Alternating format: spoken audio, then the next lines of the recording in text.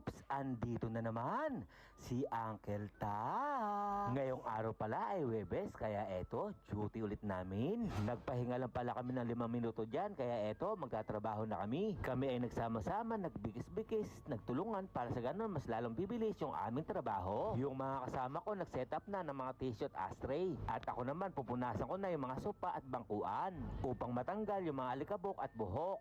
At para sa ganun, pag umupo yung guest, ito ay malinis.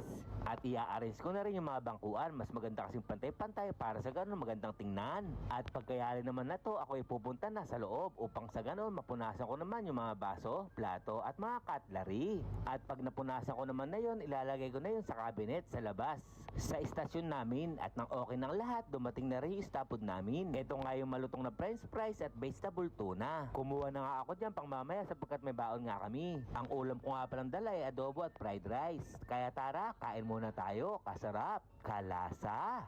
Ako nga lang pala kumakain dyan sapagkat yung kaibigan Marvin natin ay day off. At inaalok na nga rin natin dyan yung parang rega natin. Subalit ang kanyang wika ay kumain na raw siya sa kanila. Kaya dito sa Lamisita, solo ko lang kumain. Nagbigay na rin pala tayo dyan ng fried rice at chicken dito sa kasama natin sa trabaho. Upang sa ganoon, share your blessing. Kaya hanggang dito na lang. Ito yung Uncle Tax. Ingat!